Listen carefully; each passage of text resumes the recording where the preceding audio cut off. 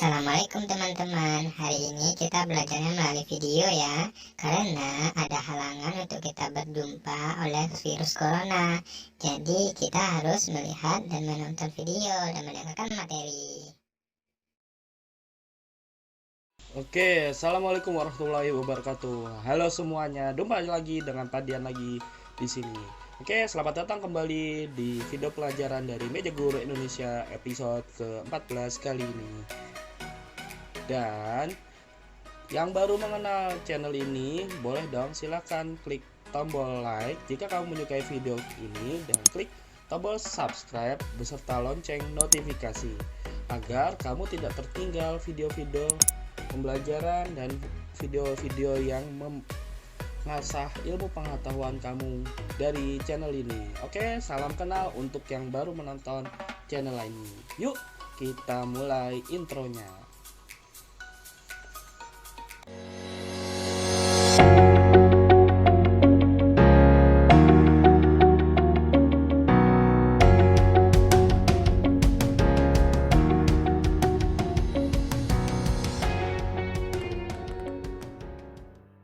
Oke, sekarang kita belajar mengenai materi teknologi layanan jaringan atau TLJ yang dipelajari di SMK TKJ kelas 11. Oke, nah sekarang kita akan belajar mengenai komunikasi video yang merupakan cabang dari bab komunikasi data di TLJ kelas 11 TKJ. Oke, nah sebelumnya kita sudah membahas dari komunikasi ada berbagai macam. Yang pertama ada komunikasi data, yang kedua ada komunikasi audio, yang ketiga ada komunikasi video, dan yang keempat ada komunikasi audio dan video. Nah, tiga komunikasi ini akan kita bahas, yaitu ada komunikasi video. Komunikasi data dan audio sudah kita bahas di video sebelumnya. Nah, yang belum menonton, boleh dong tonton di videonya, ada di pojok kanan atas di video ini. Ya. Oke, sekarang kita membahas mengenai komunikasi video. Apa sih? Kita mulai dengan komunikasi video. Nah, komunikasi video adalah jika dalam komunikasi audio yang terdahulu menggunakan bahasa verbal atau lisan, maka komunikasi video dilakukan melalui visual atau penglihatan pada tempat, waktu yang berbeda menggunakan indera penglihatan, yaitu mata kita. Nah, itu komunikasi video. Jadi berbeda. Jika komunikasi audio menggunakan lisan, maka komunikasi video menggunakan penglihatan. Oke, lanjut. Nah, di sini ada contoh bahwa komunikasi video ini memungkinkan dilakukan beberapa orang untuk bertemu pada saat yang sama tanpa memperdulikan tempat dan waktu. Misalnya dalam contoh berikut, Pak Surya nih sedang melakukan komunikasi video call dengan beberapa karyawannya di ruang rapat komunikasi dengan video call. Nah, karena dalam komunikasi video kita bisa berkomunikasi tanpa harus saling bertemu antara pengirim dan penerima agar penyampaian informasi bisa kita lakukan dengan cepat, efektif, dan efisien. Oke, di sini ada perangkat yang menayangkan sebuah tampilan gambar atau berita dengan tujuan hasil informasi yang diperlihatkan dapat diberitahukan kepada siapapun secara visual menggunakan media komunikasi audio. Nah, contoh dari media komunikasi audio misalnya di sini ada CCTV, ada proyektor atau infocus, dan ada videotron. Oke, di komunikasi video ini kita akan belajar beberapa aspek yang akan kita pelajari di komunikasi video. Yang pertama ada manfaat komunikasi video. Yang kedua, di sini ada macam-macam bentuk dari komunikasi video. Yang ketiga, ada macam-macam dari penyiaran video. Dan yang terakhir, ada jenis-jenis perangkat video. Nah, ini adalah 4 aspek yang akan kita pelajari pada video ini. Oke, sekarang kita mulai belajar manfaat komunikasi video. Oke, kita mulai pembelajarannya. Nah, manfaat komunikasi video diterangkan sebelumnya bahwa komunikasi video memiliki beragam manfaat, yaitu yang pertama, kita dapat menyampaikan informasi tanpa harus bertemu langsung kepada penerima informasi, seperti yang kita sudah sampaikan di awal. Nah, di sini saya peragakan contoh yang tadi ada Videotron. Misalkan penayangan iklan pada Videotron ini, maka iklan yang ditayangkan memberikan informasi atau ajakan kepada penerima informasi sesuai yang diinginkan oleh pemberi informasi. Oke, kita lanjut untuk yang kedua. Berkomunikasi dengan beberapa orang dalam jarak yang jauh tanpa mengenal waktu dan tempat. Maka ini bisa kita hemat biaya karena kita tidak perlu nih bertemu dengan si penerima secara langsung. Yang ketiga, lebih praktis, efektif, dan efisien. Mengapa? Karena komunikasi video ini kita dapat memberitahukan informasi ke beberapa orang sekaligus tanpa harus memberitahunya satu persatu. Jadi kita berkomunikasi langsung ke orang-orang yang kita inginkan sekaligus. Nah, selanjutnya setelah kita belajar manfaat komunikasi video, sekarang kita akan pelajari macam-macam bentuk komunikasi video. Kita pelajari bersama-sama. Oke, bentuk dari komunikasi video ini sangat sering kita jumpai.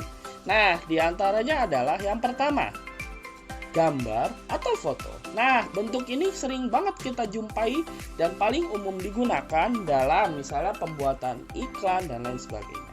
Nah, di sini terlihat gambar yang mungkin sudah tidak asing lagi melihat iklannya, ya. Oke, yang kedua adalah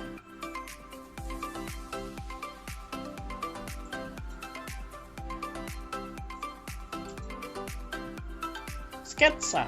Bentuk ini merupakan gambar yang sederhana dan sketsa ini sanggup memperjelas sebuah pesan yang ingin disampaikan. Nah, ini adalah contoh sketsa yang pasti dari penonton video ini sudah tahu apa arti sketsa yang ditampilkan pada contoh ini. Oke, dan kita lanjut yang ketiga. Di sini yang ketiga adalah diagram, di mana berbentuk gambar sederhana yang menggunakan garis dan simbol untuk menggambarkan struktur dari objek tertentu secara garis besarnya.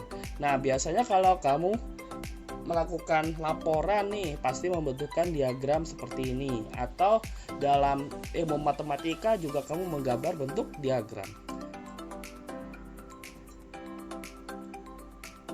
Dan yang keempat adalah bagan, di mana konsep yang awalnya sulit dipahami sehingga lebih mudah dicerna oleh si penerima. Nah, bagan ini juga sanggup menunjukkan ringkasan dari poin-poin penting dari penyajiannya. Nah, ini adalah bentuk komunikasi video bagan ini. Biasanya kamu jumpai apabila ada sebuah artikel yang awalnya tidak kamu pahami, lalu secara penampilan bagan ini bisa kamu lebih pahami dan lebih tahu poin penting apa saja yang terlihat pada artikel tersebut. Oke, yang komunikasi video yang kelima adalah bentuknya merupakan grafik, di mana grafik adalah gambar sederhana yang memakai garis, titik, dan simbol verbal atau bentuk-bentuk tertentu yang menggambarkan data kuantitatif kamu. Nah, grafik ini biasanya kamu temui dalam suatu informasi yang biasanya kamu akan lebih mudah memahami ketika menggunakan grafik tersebut. Oke, setelah kita belajar macam-macam bentuk komunikasi video, sekarang kita akan belajar mengenai macam-macam penyiaran video. Yuk kita pelajari. Nah, di macam-macam penyiaran video ini, kita tahu bahwa video adalah teknologi pemrosesan sinyal elektronik yang mewakilkan gambar bergerak. Nah, di sini berikut dua golongan metode penyiaran video. Yang pertama di sini ada video teks dan yang kedua adalah video IP. Oke, kita bahas satu persatu dari video teks terlebih dahulu. Oke, video teks di sini adalah merupakan standar ITU pada media pertelevisian untuk melihat data komputer yang dialirkan melalui kabel telepon dan pemancar. Nah, di video teks ini, komponen dari video teks ini memungkinkan kita dapat terhubung dengan perangkat lain. Nah, diantaranya adalah yang pertama di sini ada video out, lalu yang kedua ada video RAM atau VRAM, dan ketiga adalah video teks. Ya, oke. Dari komponen-komponen berikut ini kita akan bahas yang pertama yaitu video out dulu. Oke, kita bahas video out. Nah, di video out ini adalah fitur perangkat keras yang menghubungkan kamera yang sebagai alat perekam gambar menuju ke port video in pada televisi atau monitor dan menampilkan citra digital di layar monitor. Nah, misalnya contoh ini adalah komponen dari video teksnya sudah ditampilkan pada kami. Oke, kita lanjut ke pembahasan selanjutnya mengenai video RAM. Apakah itu video RAM? Yuk kita bahas bersama-sama. Video RAM di sini adalah biasa disebutkan VRAM sebagai varian DRAM yang mempunyai akses direct high speed memory atau memungkinkan kita mentransfer video datanya itu lebih cepat dibanding versi analog pada video sirkuit yang merupakan versi dari perangkat DRAM yang terdahulu. Nah, video RAM ini biasanya itu lebih mahal dibanding dengan video sirkuit yang biasanya kita gunakan pada DRAM yang konvensional. Oke, selanjutnya kita akan membahas video teks. Apakah sih perangkat video teks dalam video teks ini?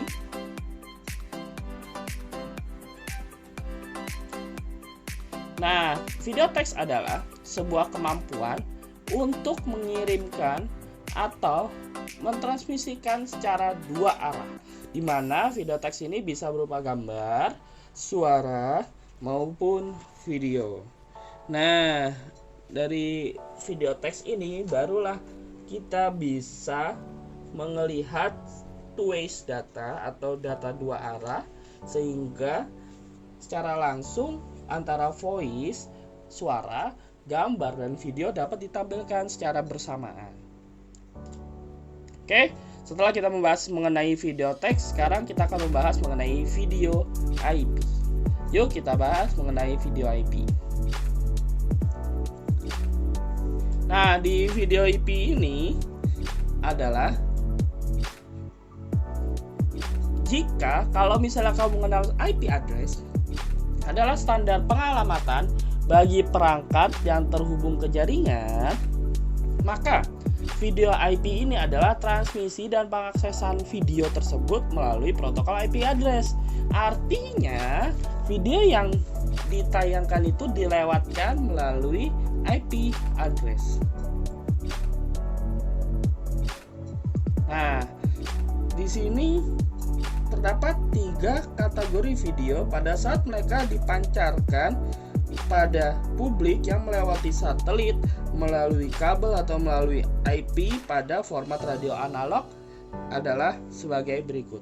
Yang pertama adalah kategori pertama, yang kedua ada kategori kedua, dan yang ketiga ada tentu saja kategori ketiga. Nah, tipe-tipe dari metode penyiaran video IP ini kita mulai pembahasan dari kategori pertama terlebih dahulu. Yuk, seperti biasa kita pelajari bersama-sama kategori pertama untuk video IP. Nah, pada kategori pertama di sini teknik pemancaran video secara broadcast, di mana dilakukan oleh satu sumber dan dipancarkan ke berbagai tujuan. Nah, ini disebut penyiaran video kategori pertama. Nah, proses pemancaran pada kategori pertama ini dilakukan bisa secara terjadwal, baik secara langsung ataupun sudah terekam video tersebut. Oke, selanjutnya kita akan mengenal kategori yang kedua untuk metode penyiaran video IP. Yuk kita belajar bersama-sama. Oke, pada kategori kedua di sini diterangkan model siaran atau pemancaran video ini pada kategori kedua tersimpan atau terekam pada server, di mana video tersebut itu akan dikirimkan setelah memperoleh permintaan dari pengguna yang ingin melihatnya menggunakan metode transmisi IP unicast. Nah, di sini sudah jelas bahwa kategori pertama ini berbeda dengan kategori kedua, di mana kalau dalam kategori kedua ini transmisi file video itu disimpan dalam IP unicast ya. Oke, sekarang kita pelajari mengenai kategori ketiga pada metode penyiaran video IP. Yuk kita pelajari untuk kategori ketiga ini. Pada kategori ketiga penyiaran video IP, model transmisi data video secara interaktif antara dua atau lebih pengguna. Nah, baik dilakukan secara langsung maupun melakukan penundaan. Ini adalah pengertian dari kategori ketiga. Nah, selanjutnya model ini menerapkan sistem IP unicast maupun multicast, di mana kondisinya tergantung dari keadaan masing-masing. Ya.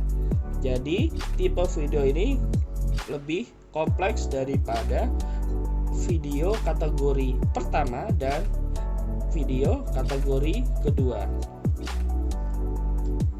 Oke, setelah kita mempelajari macam-macam penyiaran video, sekarang kita akan mempelajari jenis-jenis perangkat video. Oke, kita pelajari bersama-sama.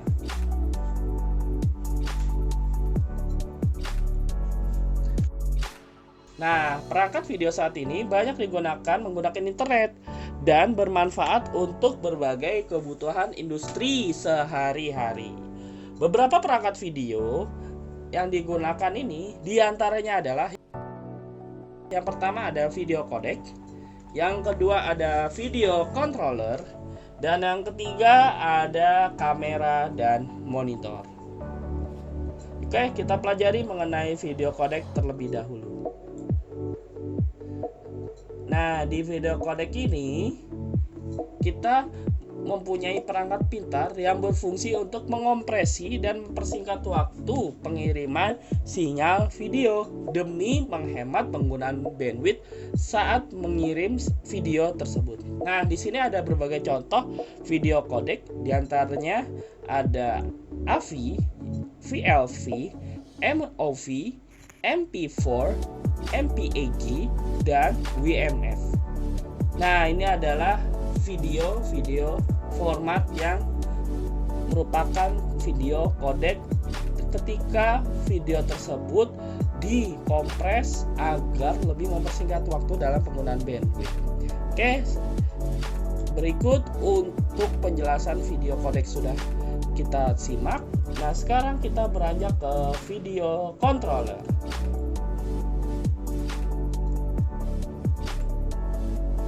Nah, di video controller ini merupakan alat yang berfungsi untuk mengontrol dan menyeleksi atau memilih kamera mana nih yang akan ditayangkan melalui sumber keluaran gambar mana yang dipilih. Jadi misalnya di alat yang sudah diperlihatkan pada gambar, dengan alat ini nanti seseorang akan lebih mudah mengontrol video apakah video tersebut akan dikeluarkan pada saluran HDMI, saluran VGA, ataupun saluran input video lainnya yang di masing-masing mempunyai kamera yang siap merekam gambar.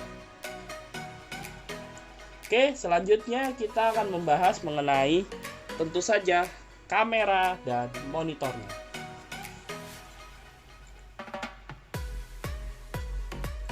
Oke, nah merupakan perangkat input atau output dalam sistem video, di mana untuk kamera sendiri dia akan sebagai alat masukan atau merekam gambar, sedangkan monitornya sendiri kita gunakan sebagai alat keluaran atau menampilkan gambar.